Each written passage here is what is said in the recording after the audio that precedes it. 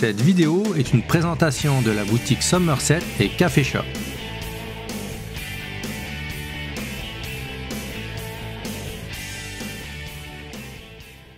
Hey, salut tout le monde, ici Vincent. Et Yannick. Bienvenue sur la chaîne Le Temps d'un jeu. Aujourd'hui, on est au deuxième tirage en fait du mois de décembre. Restez jusqu'à la fin du vidéo parce qu'on va vous présenter en fait à la fin du vidéo le gagnant du premier tirage du jeu Bomb Buster qu'on a présenté à la vidéo précédente. Pour l'heure, pour le deuxième tirage, en fait, on vous présente le jeu Dead Cell. Très bon jeu, vous allez voir, on a fait une seule partie, plusieurs parties finalement avec Vincent, on a fait plusieurs runs, on va vous expliquer ce que c'est qu'une run. Et puis on vous dit pas si on a apprécié ou pas, mais en tout cas on va vous le présenter. Donc on vous revient après le générique.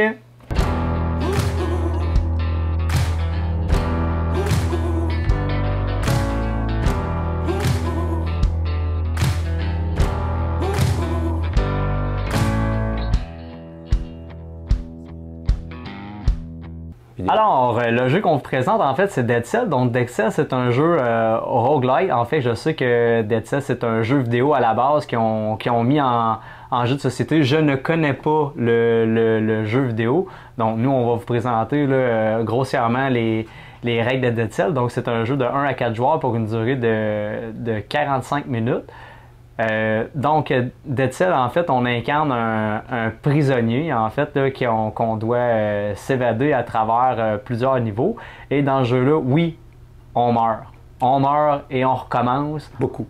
On meurt. On a un groupe de prisonniers qui s'évadent. Oui. Ouais. C'est un jeu coopératif. C'est un jeu coopératif, donc on joue tous ensemble. Puis, c'est ça, faut pas se décourager parce que le but du jeu, c'est quasiment de mourir.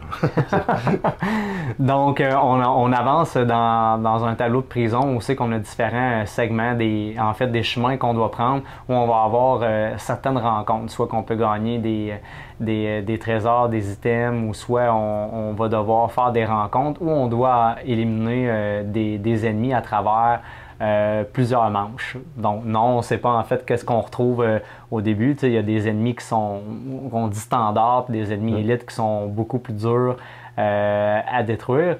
En fait, là, le comment ça marche, c'est chaque personne, en fait, chaque joueur a un personnage attitré avec des habiletés en fait particulières qu'on va pouvoir améliorer au fur et à mesure des rounds. Donc un round, comment ça marche, c'est quand tu réussis à passer à travers le tableau au complet ou quand tu meurs. Donc, quand tu meurs, ben, tu recommences la run de prison où tu étais au complet. Une run. J'appelle ça une run. Oui, une run. Qu'on va recommencer, en fait, au complet, tout en améliorant, en fait, nos personnages au fur et à mesure. Donc, quand on recommence la run parce qu'on est mort, ben, oui, on perd des choses, mais on en gagne aussi. Fait que nos personnages sont toujours un petit peu plus forts au fur et à mesure qu'on recommence les rounds. Et bien sûr, ben, quand on réussit en fait une round, on passe à la prochaine dépendamment du chemin que tu as pris, jusqu'à temps de battre un boss. Donc le boss, lui, c'est une round de combat qu'on va faire sur plusieurs étapes. Et si tu réussis à vaincre le monstre, ben, t'as gagné. Donc il y a une certaine progression dans le jeu, il y a une certaine augmentation, un peu style campagne. Là.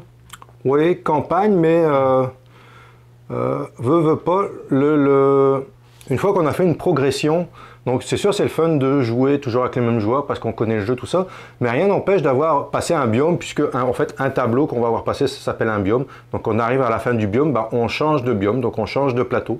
Un petit peu comme dans le principe du jeu vidéo. C'est-à-dire que vous avez terminé un tableau, vous passez au tableau suivant. C'est le même principe. Et puis une fois que on est dans un biome, rien n'empêche de jouer avec des nouveaux joueurs. On va sauvegarder notre progression, vraiment le même principe. Ça a été très bien pensé parce que ça a été fait sur le même principe qu'un jeu vidéo, mais en jeu de plateau. C'est-à-dire qu'on meurt, quand on meurt, on recommence le biome. Dans le jeu vidéo, quand on meurt, on recommence le plateau sur lequel on a échoué. Et puis si on passe au plateau suivant, il y a un moyen de sauvegarde d'avancer qu'on a, qui fait en sorte qu'on peut reprendre, si on arrête, on peut reprendre le lendemain, par exemple, en rangeant toutes ses affaires là où on en était. Donc je trouve que ça a été bien pensé de ce côté-là, c'est intéressant de pouvoir jouer finalement à un jeu de plateau comme si on jouait à un jeu vidéo. Et chaque biome a des règles particulières, comme les boss aussi, on les approchera pas non plus de la même façon. J'ai trouvé le système de combat assez intéressant. En fait, là, quand on arrive dans le biome, on va faire une rencontre et la rencontre nous dit en fait combien de monstres ou d'ennemis on va devoir rencontrer. Donc, sur le plateau de combat, il y a comme une ligne par ordre de priorité. En fait, là, il y a comme 4 emplacements en fait pour les méchants. Aussi qu'il y en a un qui est placé avant. Après ça, on a notre groupe de prisonniers qui est là. Et les 3 autres emplacements, c'est pour mettre des monstres également. Mais ça, c'est dans l'ordre de gauche à droite qu'on va intégrer en fait nos différentes cartes pour combattre en fait les monstres qui se passent en étapes. Donc, exemple, nous, quand on commence les combats, ben, nous les joueurs, on va jouer des cartes et sur les cartes sont inscrites en étapes. Donc, on commence par le tour 1. Ben, là, si c'est nous qui commence, ben, on va soit attaquer, soit récupérer des... piller, ouais. Soit piller qui nous donne des ressources, soit des dents en or, qui est un petit peu la monnaie du jeu pour acheter... ça peut être pour acheter au niveau du marché, soit récupérer des vies, soit acheter des cartes, soit acheter des... c'est les petits cercles blancs. Les cellules. Les cellules. Ouais. Les cellules, c'est intéressant. Excuse-moi, je t'ai coupé. Oui. Mais les cellules, c'est intéressant parce qu'on ne va jamais les perdre. Si on meurt dans une round, on va perdre tout ce qu'on a acquis, en fait, notamment les dents en or, là, par exemple. On ne va pas perdre les cellules. Donc les cellules, à la fin d'une run, donc la fin d'une run, c'est où nous on meurt, ou on tue le boss. Donc on accumule des cellules, puis à la fin de la run, ces cellules-là vont nous permettre d'acheter des cartes pour améliorer nos decks.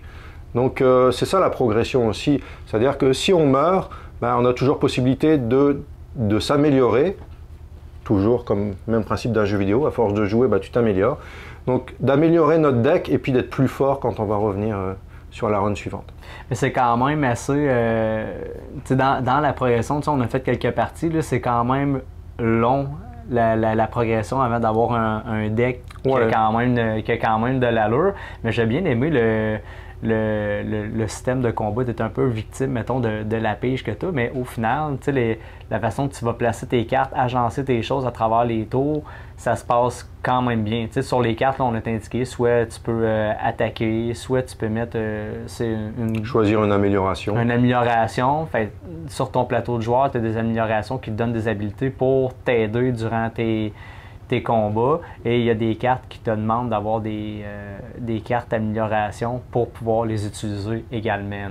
Fait que, on y va vraiment là, par étapes. Tour 1, dans le fond, on va sur la carte, là, elle est vraiment sectionnée en 3 segments, round 1, round 2, round 3, puis certains ennemis ont des round 4. Donc, si jamais à la fin du round 3 ou 4, tu n'as pas réussi à battre les monstres, ils vont juste s'enfuir avec leur récompense. Fait que dans le fond, le but, c'est d'en éliminer le plus possible, de ramasser un maximum de récompenses pour pouvoir upgrader soit tes compétences sur ton plateau personnel ou acheter des cartes. Est-ce que c'est facile? Non. On est mort quelques fois. Moi, j'ai beaucoup aimé le principe. C'est sûr qu'il y en a, exemple, on avait regardé dans d'autres biomes, mettons, plus loin. Il y a des biomes qui sont quand même longs. Peut-être que moi, mettons, à faire le dernier gros biome, peut-être que d'être rendu aux 3/4 de la run, puis de mourir, puis de recommencer, peut-être que je serais un petit peu découragé. Oui, c'est sûr. Mais moi, j'ai bien aimé le principe de mourir, recommencer en étant plus fort. J'arrête pas de le dire, mais ça rappelle les jeux vidéo. Puis à chaque fois qu'on mourait, moi j'avais envie de refaire une run là, pour recommencer puis aller plus loin. Donc on est invité, on est motivé à avancer, aller plus loin, aller chercher un biome suivant, arriver jusqu'au boss pour battre le boss de la fin de run finalement. C'est sûr, comme tu disais, c'est pas facile les combats. En plus, on a juste 3 cartes. Oui. C'est-à-dire que là, nous, on a joué à 2 et le premier joueur joue 2 cartes de combat et le deuxième joueur joue une carte. Donc on a toujours 3 cartes. Si on joue à 4, il y a 3 joueurs qui vont jouer une carte pour avoir 3 cartes de combat, puis le dernier joueur, il ne participera pas à la ronde. S'il ne participe pas à la ronde de combat, malheureusement, s'il y a des butins, lui, il ne pourra pas, à la fin de la ronde de combat, participer au partage du butin. Mais il y a une rotation qui est faite au niveau des combats pour que tout le monde puisse jouer. Donc, Puis sur le plateau mutation, on a des runes. ces runes-là, en fait, là, quand tu réussis à les obtenir, ça donne des habiletés particulières ou ça te permet éventuellement d'emprunter des chemins sur certains biomes que tu n'avais pas accès au départ parce que tu les avais pas, en fait, ces runes-là. Fait que soit ça peut raccourcir des chemins, soit que ça va te donner un autre chemin où tu vas avoir accès à un autre biome que tu pouvais pas avoir à la base parce que tu n'avais pas cette rune-là. Donc oui, tu vas revenir dans les tableaux. Tu sais, des fois, ton premier tableau de base, il y a comme 2 chemins. Ben, au départ, quand tu vas faire ta première run, tu es obligé de prendre le chemin des égouts parce que tu n'as pas accès à l'autre, parce que ça te prend une rune particulière pour pouvoir y avoir accès. Donc oui, tes chemins vont changer. Les tuiles que tu mets dans ta run aussi vont être différentes également. Fait que, il y a quand même beaucoup de rejouabilité, puis je pense qu'on n'aborde pas le jeu de la même façon dépendamment du personnage, parce que chaque personnage a des habiletés différentes, mais qui se combinent bien ensemble. Oui, c'est ça. Donc c'est asymétrique dans le sens où c'est ça, comme tu dis, chaque personnage va avoir une aptitude, mais elles sont complémentaires en fait dans le jeu, donc ça va permettre de réunir ses forces pour pouvoir être plus fort dans les combats. Et tu sais, au niveau des composantes, là, moi j'ai trouvé que le matériel était quand même très beau, c'est très coloré. Très coloré, comme dans le jeu. Oui. Moi j'ai été voir le jeu, je ne le connaissais pas non plus, mais c'est un jeu qui est très coloré aussi, le jeu vidéo, puis ils ont réussi à retranscrire ça sur le jeu de plateau. Une super belle production, un beau jeu coopératif. Le seul truc pour moi, j'aurais aimé ça par exemple, là, qui... Tu sais, souvent, là, si on guérit des blessures ou si on se guérit nous autres mêmes. Oui, tu sais, souvent, tu ne peux pas guérir ton partenaire. C'est ça. Fait, tu sais, je trouvais qu'au niveau, il y avait un petit aspect coopératif qui manquait, mais tu sais, le principe de combattre ensemble, puis de tout ça c'était quand même très bien. Oui, parce qu'il faut savoir que s'il y a un des prisonniers qui meurt, la run est finie. Les autres ne continuent pas. Donc, si on joue à 4 puis qu'il y en a un qui meurt, qui n'a pas réussi à se soigner ou qui prend un coup, parce que, admettons, c'est lui le premier joueur, puis il y a certains monstres qui vont taper exclusivement sur le premier joueur. S'il y a un joueur qui meurt, la run est finie, puis on est obligé de recommencer tous ensemble. Mais on a quand même des façons de se soigner avec des potions ou en achetant certaines choses au marché.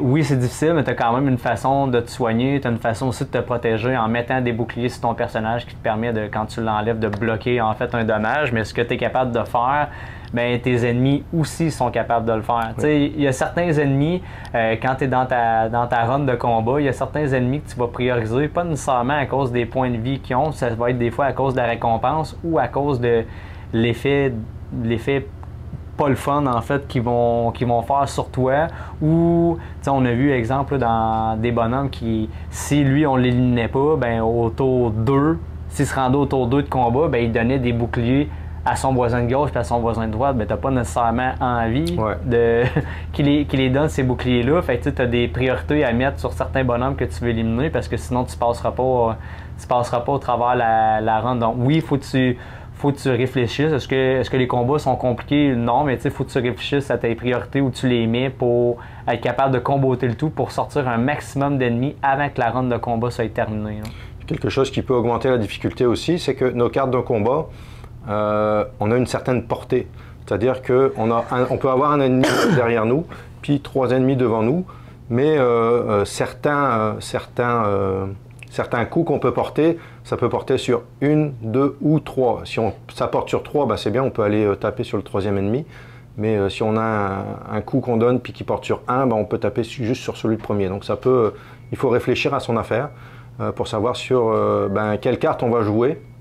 Et puis, ce faisant, sur quel ennemi on va pouvoir taper prioritairement pour nous faciliter le combat, en fait, pour qu'on ne meure pas pendant le combat. Puis à la fin, exemple, on est à l'étape 1 du combat, on a réussi à tuer un ennemi, puis après ça, les ennemis vont se décaler en fait vers la gauche pour se rapprocher en fait du groupe. Fait qu'ils ne resteront pas dans leur état initial.